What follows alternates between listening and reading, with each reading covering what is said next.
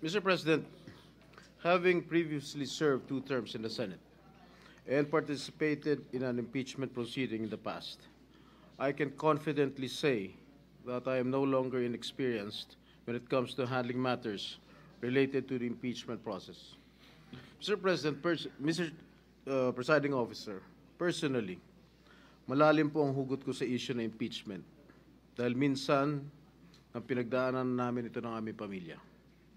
Nang ma-impeach ang aking ama, si dating Pangulong Joseph Estrada, noong panahon ng panunungkulan niya, hindi siya nabigyan ng patas na paglilitis dahil naudlot ito bunsod ng pag-walk out ng mga miyembro ng prosecution panel sa kalagitnaan ng isinasagawang pagdinig noon ng Senado. And the rest, as they say, is history. That's why I feel strongly about following each step in the Constitution. It is a sensitive matter that I take to heart. Mr. President, Mr. Presiding Officer, I vote in favor of remanding the impeachment complaint to the House of Representatives in full adherence to the provisions laid down in our Constitution. The process clearly begins in the House, and it is only proper that we respect this mandate to ensure fairness, due process, and institutional integrity. However, the process should be strictly done in accordance with the Constitution and applicable laws or procedure. Ginoong Tagapangulo, makailang beses ko nang nasabi ito, na ang impeachment trial ay nagdudulot lamang ng pagkawatak-watak sa ating bansa.